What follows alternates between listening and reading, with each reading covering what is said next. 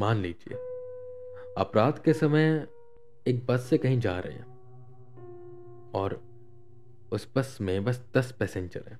आपकी bus highway से रात के समय तेजी से आगे बढ़ती जा रही है कि तभी कंडक्टर को रास्ते में एक शख्स दिखाई देता है जो शायद उस बस का 11वां पैसेंजर था। बस रुकती है, वो पैसेंजर उस पर बैठता है। आगे कुछ ऐसी चीजें होती जिसकी वजह से जाम लग जाता है। तब वो 11वां पैसेंजर एक शॉर्टकट का आइडिया देता है और बस उस शॉर्टकट से आगे बढ़ती जाती है। पर बीच रास्ते में ही वो पैसेंजर गायब हो जाता है और फिर जो होता है वो शायद एक पूरे सपने से भी ज़्यादा डरावना है। और आज मैं आपके साथ वही कहानी शेयर करने जा रहा हूँ। ये कहानी एक ऐसे रूट की है, एक ऐसे लूप की है जिसके अंदर अगर कोई फंस जाए तो शायद बाहर ना आ पाए।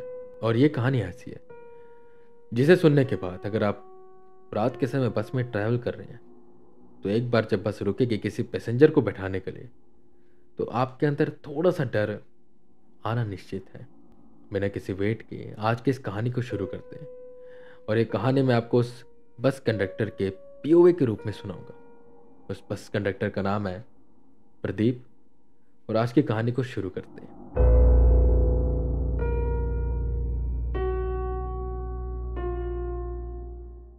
मेरा नाम प्रदीप है। मैं एक बस कंडक्टर हूं रांची से और हमारी इंटरस्टेट बस है। ये जो कहानी है वो लोगों के लिए कहानी होगी पर हमारे लिए एक बुरे सपने की तरह है। और यही मैं आपको आज सुनाने जा रहा हूं। ये बात है 2018 की। हमारे ड्राइवर थे हरी भाई। उनके साथ हम निकले थे। हमारी बस में केवल 10 पैसेंजर्स थे। रात का समय था। हम अपनी मंजिल की ओर बढ़ते जा रहे थे। चारों तरफ अंधेरा था। कुछ हल्की हल्की लाइट्स थी। उतनी ज्यादा भीड़ दिख नहीं रही थी। हम आगे बढ़ते जा रहे थे। कुछ दूर जाने के बाद हमें हाईवे के साइड पर एक शख्स खड़ा दिखाई दिया जो शायद हमारी बस का 11वां पैसेंजर था। बस उसके पास रुकी। वो बस में चढ़ा। पुरानी सी उसने पैंट पहनी हुई थी और ऊपर सफेद शर्ट। वो आकर पिछली सीट पर बैठ गया। मैं उसके पास गया। मैंने उसकी टिकट काटी। उसे ज्यादा दूर नहीं जाना था। वो बैठा रहा। बस चल पड़ी। सब कुछ सामान्य था जैसे होना चाहिए था। बस आगे बढ़ती जा रही थी। कुछ दूर जाने के बाद हमें एक जगह पर थोड़ा जाम दिखाई दिया। गाड़ियां काफी खड़ी हुई थी। मैं बस से उतरता हूँ। बहुत से ड्राइवर बाहर खड़े हुए थे। मैंने पूछा कि क्या हुआ, जाम क्यों लगा? तो पता चला आगे कि बस पलट चुकी है जिसकी वजह से जाम लगा हुआ था। मैं बस के अंदर आया। मैंने हरी भाई से बात बताई। क्या कर सकते थे? वैसे एक तो समय से पीछे चल रहे, ऊपर से जाम। पैसेंजर्स भी परेशान होने लगे। वो जो शख्स जो हमारा 11वां पैसेंजर था जो पीछे बैठा हुआ था वो अचानक से बोला, मेरे लिए रास्ता नया नहीं है। मैं रोज यहां से रात को गुजरता हूं। आज मेरी मोटरसाइकिल खराब हो गई थी इसलिए मैं बस से जा रहा हूं। एक शॉर्टकट है, अगर तुम चाहो तो वहां से जा सकते हैं और जल्दी ही पहुंचेंगे। वो शॉर्टकट आगे हाईवे से जाकर जुड़ जाएगा। रास्ता खराब है पर उतना भी ज्यादा नहीं और ज्यादा कोई आता जाता भी नहीं है। मैंने उस शख्स की ओर देखा और फिर हरी भाई की ओर। हरी भाई ने हाँ में सिर हिलाया। वो पैसेंजर बोला, बस थोड़ा सा पीछे जाना है। एक मोड़ आया था, उस मोड़ से मुड़ेंगे। कच्चा रास्ता है, जंगल के बीच से जाता है। बस वहीं से जाना है। और आखिर में उसके चेहरे पर एक मुस्कान आई जिसे हम पहले तो समझ नहीं पाए पर बाद में हमें पता चला कि वो मुस्कान इतनी डरावनी थी। शायद उसकी बात ना ही मानते तो अच्छा होता। खैर, हमने बस मोड़ी और जो मोड़ था वहां से मुड़ गए। जब हम उस मोड़ से मुड़े तो वक्त रात के 12:30 हो रहे थे शायद। आसपास बस पेड़ ही पेड़ थे और जंगलों से आती वही अजीब सी आवाजें। आधे पैसेंजर्स ने अपनी खिड़कियां खोली हुई थी तो आधे ने बंद। कुछ सो रहे थे, कुछ जागे हुए थे, पर सबको जल्दी थी। सबको अपनी मंजिल तक पहुंचना था। कुछ दूर जाने के बाद एक आवाज ने सबका ध्यान खींचा। बस के ऊपर कोई तो कूदा था। धप्प से आवाज हुई। मैंने हरि भाई की ओर देखा। उसने एकदम से ब्रेक मारी। हम सब शांत हुए। बस की छत के ऊपर से 3 बार नॉकिंग की आवाज आई और फिर एक लंबा स्क्रैच, जैसे कोई बस के ऊपर चढ़ा और उस छत को खरोच रहा है। हरि भाई भी डर गए, मैं भी और पैसेंजर्स भी, सिवाय उस पैसेंजर जो आखिरी में चढ़ा था। वो बस बाहर की ओर देख रहा था और हल्का सा मुस्कुरा रहा था। मैं तो डरा हुआ था, पर हरि भाई ने कहा कि शायद कोई बंदर होगा जो ऊपर चढ़ गया होगा, मैं एक बार देख कर आऊं। मैं खैर मैंने टॉर्च उठाई, बाहर निकला, यहां वहां टॉर्च घुमाई, कोई नहीं था। मैं बस पर भी चढ़ा, वहां पर भी कोई नहीं था। बस वहां पर निशान था खरोच का। शायद कोई बंदर था जो चढ़ा और वापिस से पेड़ पर चला गया। मैं नीचे आया, बस पर चढ़ा। एक चीज थी जो अब उस बस में सामान्य नहीं थी। वो जो पैसेंजर था जो आखिरी सीट पर बैठा हुआ था, वो वहां पर नहीं था।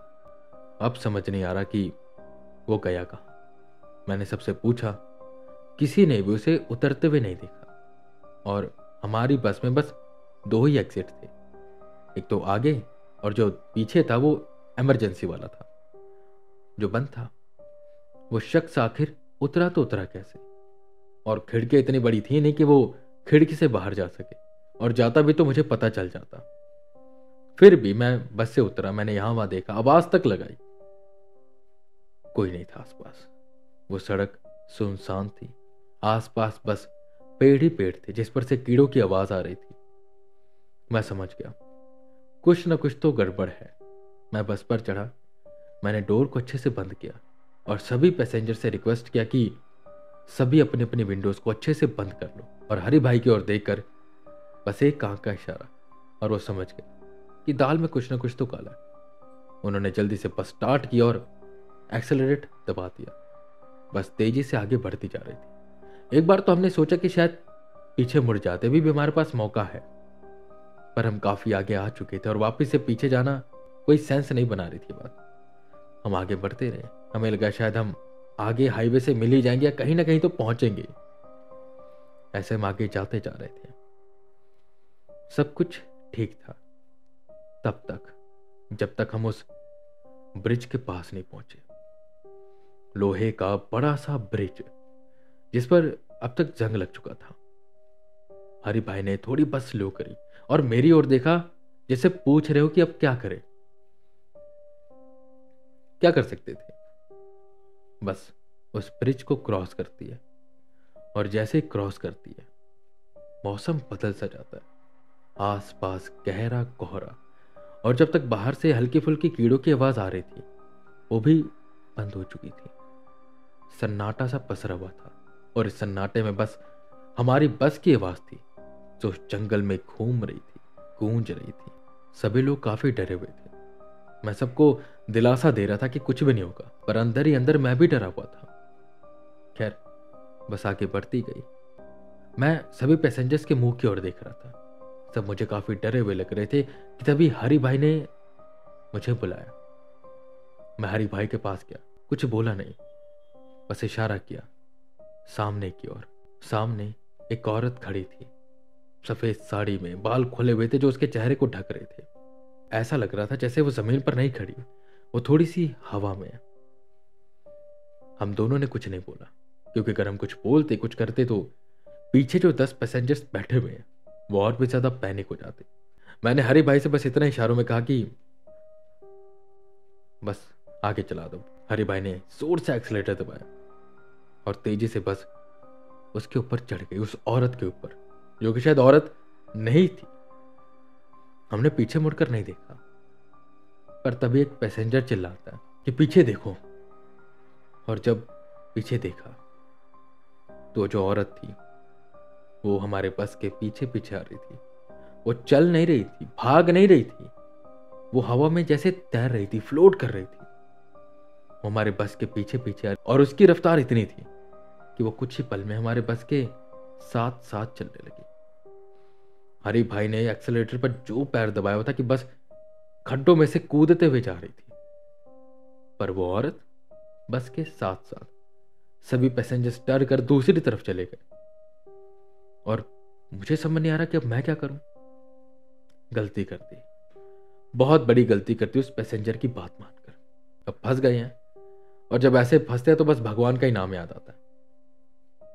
हमने बस भगवान का नाम लेना शुरू किया कि तभी वो औरत कुछ बोली, और बोल वो बाहर रही थी, पर आवाज अंदर से आ रही थी जैसे वो बस के अंदर ही मौजूद हो। वो बोल रही थी कि तुम सब घर नहीं पहुंच पाओगे, अब तुम्हें कोई बचा नहीं पाएगा। हमें कुछ समझ नहीं आ रहा था कि यहां पर हो क्या रहा। कि तभी मुझे याद आया, जब हम उस ब्रिज को क्रॉस कर रहे थे तो मैंने उसके पास एक बोर्ड को देखा था। उस बोर्ड पर लिखा हुआ था कुछ वेलकम टू क्यारा लूप, ऐसे करके कुछ लिखा हुआ था। क्यारा लूप, मुझे याद नहीं, ये नाम सुना सुना लग रहा है। रूट 77 पर शायद कहीं आता था।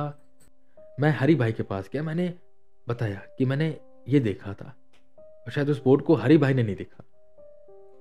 जैसे हरी भाई ने सुना वेलकम टू क्यारा लूप, वो समझ गए कि हम बहुत बड़ी मुसीबत में फंस चुके हैं, क्योंकि क्यारा लूप 1978 में ही बाढ़ में डूब चुका था। वो एक गांव सा था, और उस बाढ़ में 43 लोग मारे गए थे। जब ये बात हरी भाई ने मुझे बताई तो मुझे भी वो कहानियां याद आ गई जो हम अक्सर सुना करते थे इस रूट से जाते हुए। पर हमें लगता था कि बस वो कहानी है, पर आज हम उस कहानी का एक हिस्सा बन चुके थे। उस कहानी के अंदर हम जा चुके थे। अब क्या करें? पैसेंजर्स बहुत ज्यादा डरे हुए थे। हम सब बस भगवान का नाम ले रहे थे कि किसी तरह बच जाए। वो औरत अब पीछे छूट चुकी थी। हरी भाई बस को तेजी से चला रहे थे। कुछ दूर जाने के बाद बस एक दलदली इलाके में जा घुसी। चारों तरफ बस हमें कीचड़ ही दिखाई दे रहा था। बस काफी धीरे धीरे चल रही थी और स्लिप हो रही थी। हमें लगा बस ये हमारा अंत है, पर हरी भाई ने हार नहीं मानी। इतने साल का उनका एक्सपीरियंस अब काम आ रहा था। उन्होंने बस को बहुत अच्छे से संभाला और उस कीचड़ से निकाला। और हम जैसे उस कीचड़ से बाहर निकले, एक तेज रोशनी हमारे पास से गुजरी, और सामने एक सड़क थी, हाईवे। और जब हम उस हाईवे पर चढ़े तो हमें पता चला कि ये वही हाईवे था जहां से हम छूट कर आए थे। वक्त देखा 12:10 हो रहे थे। 12:10। इस पूरे सफर में हमें 2 घंटे लगे थे, और जब हम इस मोड़ पर मुड़े थे तो वक्त हो रहा था 12:34। और फिर हमें याद आया कि शायद 12:10 के आसपास हमने उस पैसेंजर को बैठाया था, हमारा 11वां पैसेंजर। हमें सारी चीजें समझ आ गई। एक लूप में तो हम फंसे ही थे, पर भगवान की कृपा थी और हरी भाई का एक्सपीरियंस के हम उस लूप से बाहर आ गए। उसके बाद हम उस रास्ते से कभी रात को नहीं गुजरे, और दिन में भी जब वहां से गुजरे तो हमें वो मोड़ नहीं दिखाई दिया जिस मोड़ पर उस दिन हमें वो हमारा 11वां पैसेंजर लेकर गया था। ये जो पूरा किस्सा है आज भी एक बुरे सपने की तरह है, जो कई बार हमें रात को सोने नहीं देता। रात में हम कहीं भी बस लेकर निकलते हैं तो कई बार रास्ते में जब हमें कोई पैसेंजर दिखाई देता है, हम एक बार तो थोड़ा सा संकोच करते हैं, क्योंकि अब हमें डर लग रहा है कि कहीं ये वही पैसेंजर ना हो जो उस रात हमारी बस पर चढ़ा था। आई होप आपको ये कहानी पसंद आई होगी।